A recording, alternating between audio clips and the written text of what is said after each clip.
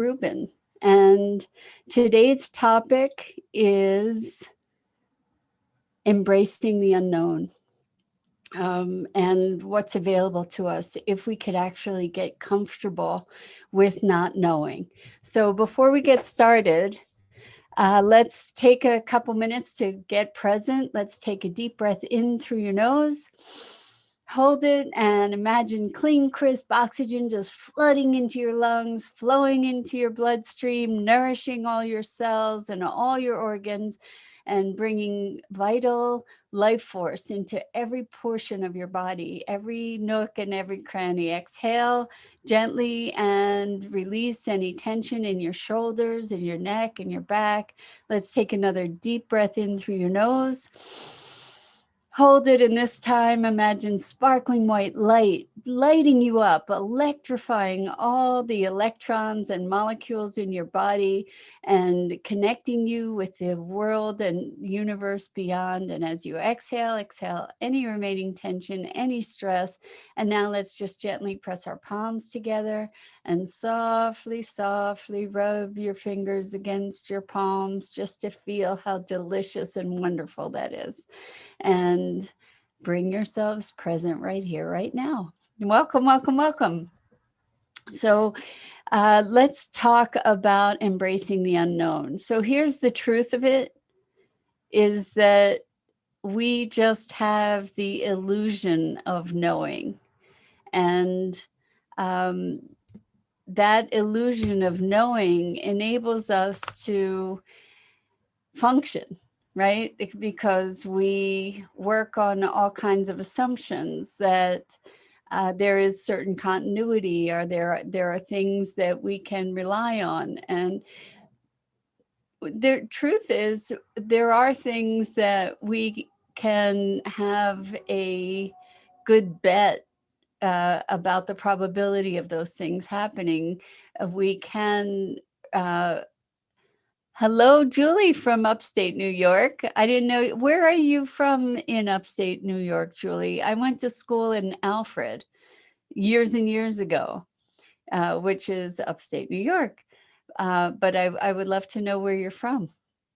Anyway, we're talking about embracing the unknown. So, the way that we function is by assumption, pretty much, assuming that the way things have been is the way that things will continue to be. And there's high probability that that's the case. However, we interact with these things that we think we know or we believe we know as if they are immutable truths. And by believing that we know, or steeping ourselves in our beliefs and our stories, we often uh, close the door for other possibilities that could arise. And we act as though what we believe we know is the way that things actually are. So, near Utica. Okay, Frankfort, New York, 45 minutes from Syracuse is where Julie lives. Very cool, very cool. So, and good morning, Dido. Great to have you here today.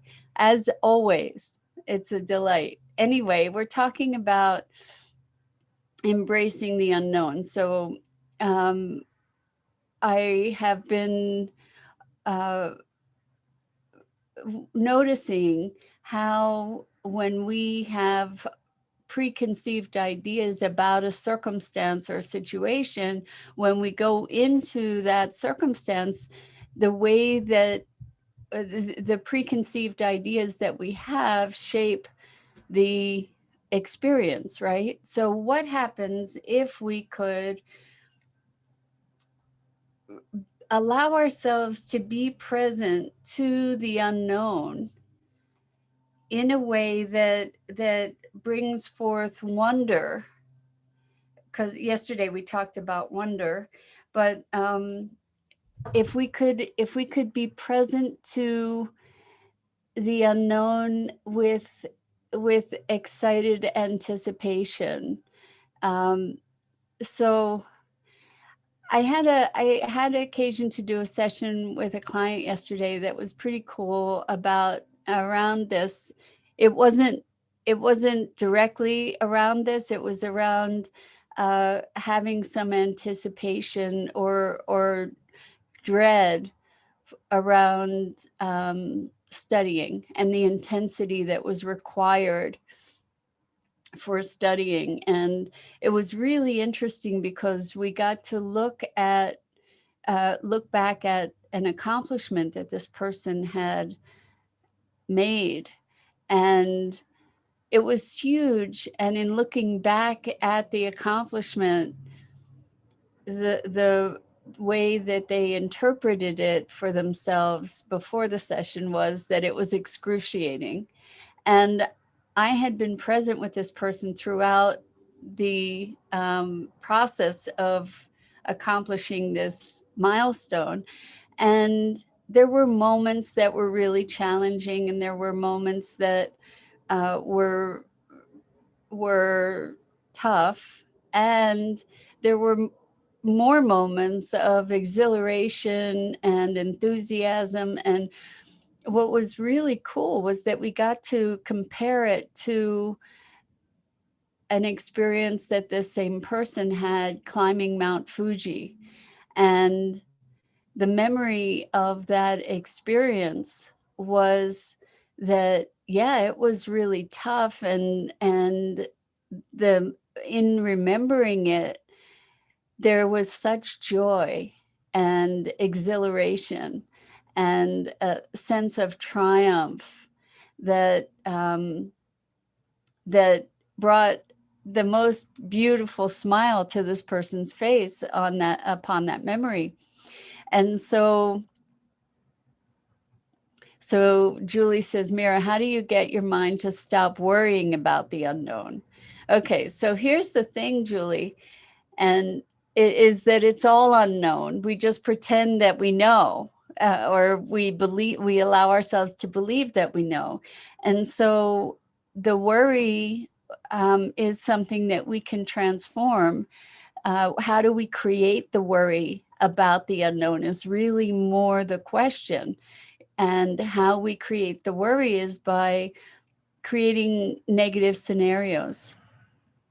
And we then project those negative scenarios into the future. And so that's kind of how we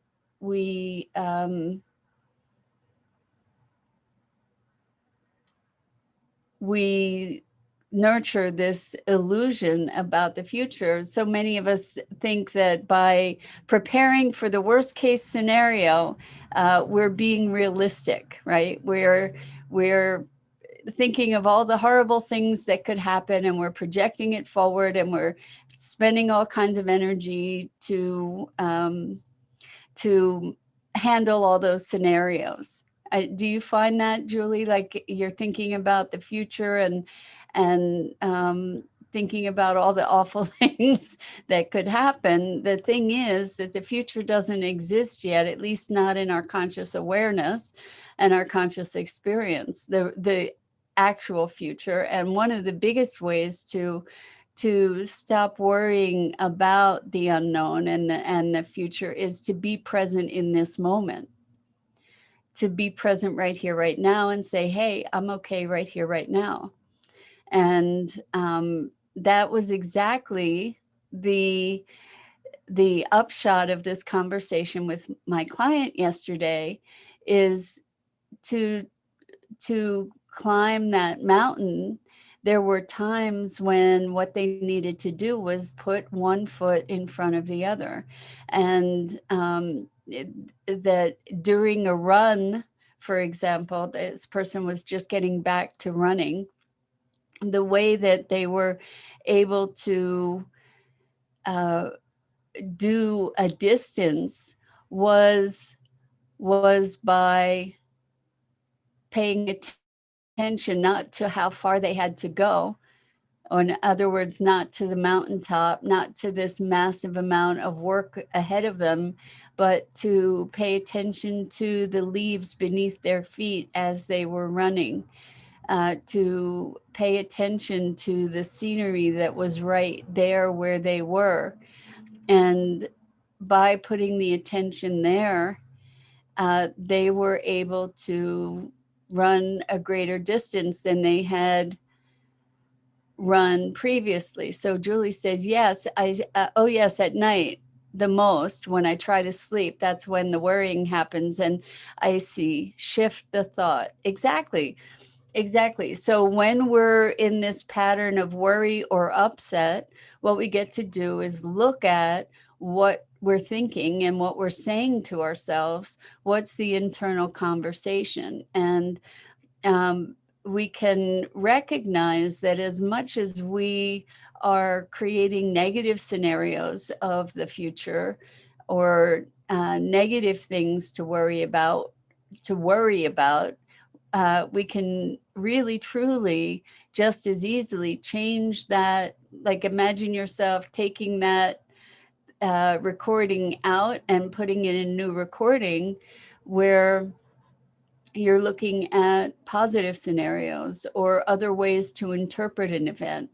And this is actually going back to something that happened with people that are very close to me, where there was a reunion after a period of time, and there was on the part of one person, there was such deep anxiety about this reunion that that out of self-protection, this person was making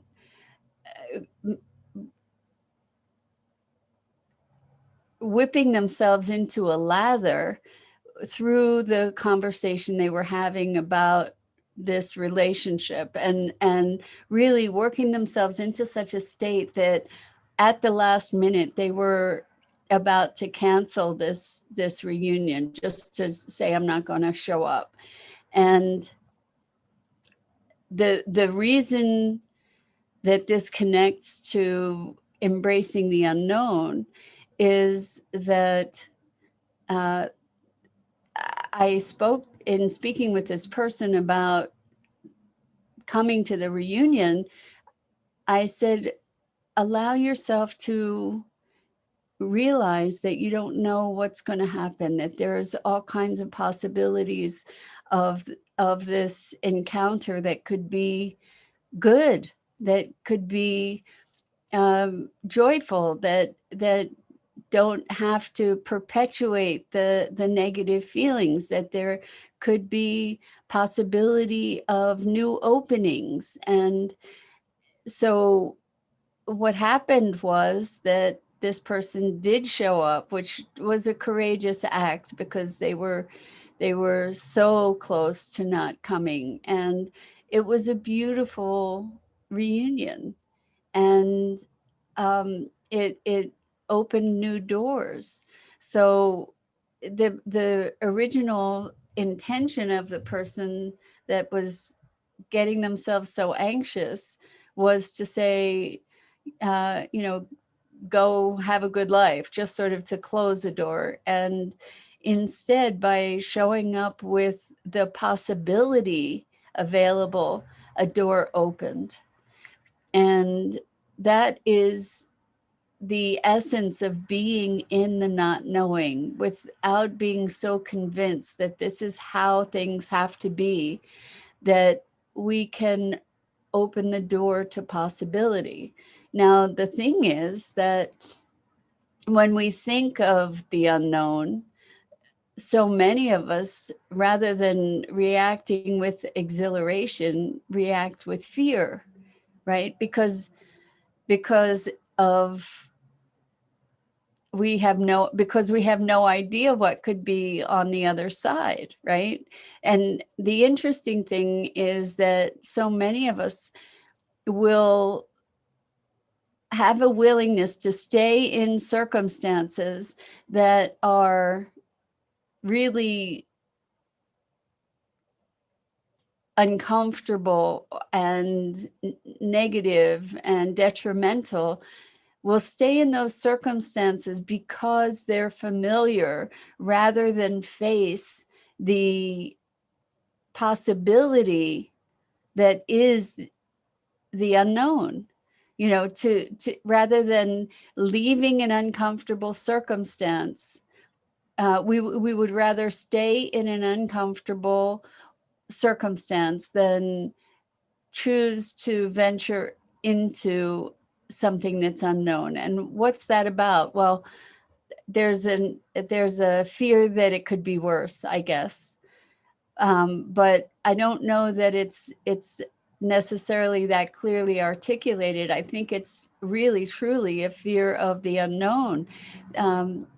Things can get very uncomfortable when they're better because it's unfamiliar, which is a really interesting situation, right? When you step it from one situation into another and you're used to being unhappy, and now you're in a situation where the familiar things that you responded to with unhappiness are no longer there.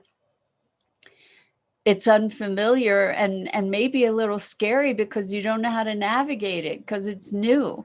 So Julie says, yes, fear holds me back a lot. Well, Julie, you're not alone in that.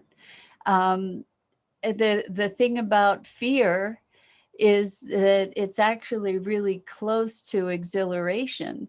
And what is creating the fear that's holding us back? It's the stories we're telling ourselves around what's possible.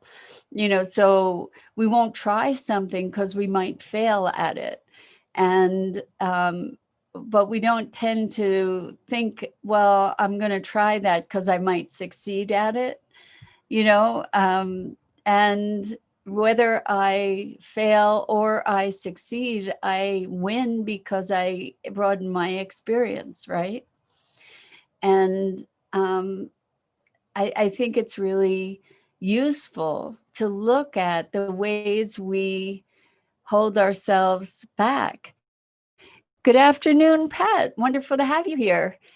Welcome. We're talking about embracing the unknown. And in order to do that, it means overcoming our fear of the unknown. And part of that fear is generated by our conversations about what the possibilities are, and projecting our knowingness or our beliefs or our ideas, projecting those ideas and attitudes into the future, and then making a choice based on something that doesn't even exist, right? Where we're taking our worries, our negative ideas, projecting them into the future, making a choice based on that projection that inhibits us from even trying something, that is new and could be remarkable.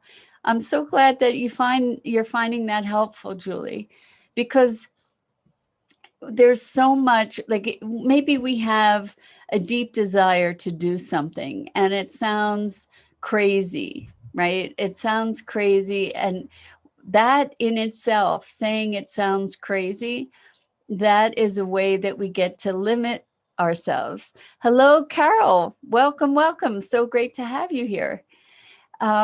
So when we say something sounds crazy, or that's a crazy idea or whatever, that's a way to shut down that idea, right? But there are things that our hearts are calling us toward. And that's really what is driving this conversation, is that we have these ideas and dreams and passions that, because there is unknown between us and the fulfillment of those things, we often tend to stop ourselves in our tracks and deny ourselves the opportunity to go on that marvelous adventure. And that's where we get to look at, how do we encourage ourselves to have that full expression. Because when we do commit to the dreams that move our heart, the magic happens. And so there is a joy in stepping into the unknown, and to do so with a sense of joyful anticipation of adventure. And we can start small, we can experiment with our, build our embracing the unknown muscles.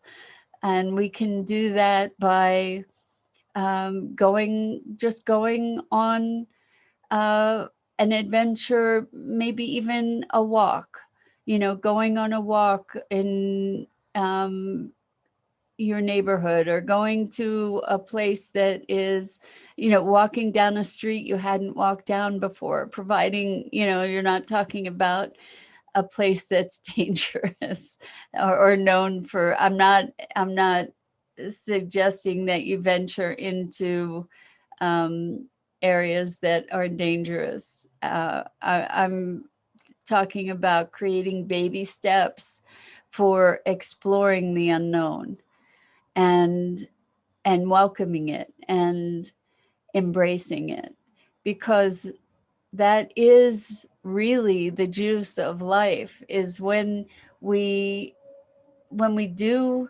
step into the unknown, we get to have such a sense of wonder and awe. And you can step into the unknown just in your own environment. And how you can do that is being present to something in your environment in a way that you haven't before. Like if you look at your phone and just imagine what it would be like to look at this phone and say, what is this thing? Like, because when we look at a phone, we think utility. We don't even really see what's there. And the truth is that phone, the essence of it, is unknown to us. And we can presence ourselves to it as an experience and start exploring it in that way. And then you will experience a sense of curiosity and wonder and new energy. And so Pat Moss, welcome. Pat, where are you that it's afternoon? So Pat says, so true and uplifting. Thank you so much for your time today. Thank you for joining us. It's great to have you here. It's great to have everybody here and participating. It means so much to me. I am very, very grateful to you for spending this time. But I invite you to step into a not knowingness. And notice as you do so, the freedom that it provides you, and the expansiveness and the wonder. So, Julie, you were talking about fear of the unknown. Oh, so Carol is in Holland. Oh, okay, great. Wow. And it's afternoon there too. I love that people are joining from around the world. This is so delightful. So, Julie, you were talking about fear, and how wonderful would it be to be able to transform that fear to wonder and curiosity. And so that's today's invitation, is to experience not knowing. Just grab an object in your home that's a really familiar object, and look at it without knowing that it is what it is. So whether it's your phone or a pair of glasses or a drinking glass or a hairbrush or whatever it is, look at this thing, experience it as something unknown, and allow yourself to expand your embracing the unknown muscles. because there's there's such richness of life available to us when we remember to be open to the magic. So that's it for today. I'm Mira Rubin. This is the Core Connection, and I go live on the Enlightened World Network Facebook page every morning during the week at 9 a.m. Eastern. And I invite you to check out all the wonderful people doing wonderful things on Enlightened World Network. And I am just really grateful to be here with you. So Julie says, yes, I'll try much more to have faith, not fear of the unknown. Yes, and have curiosity, Julie, too. And oh, I do this with my kids and kitties as well. Yes, that's such a treat. There's so much, when we realize that we don't know, and we don't know other people, so we don't have to expect the same thing all the time from them. There may be probability. I'm not saying to ignore probability, but when we move from probability to possibility, there's so much more freedom. So until next time, lots and lots of love to you, and go make some magic today just by letting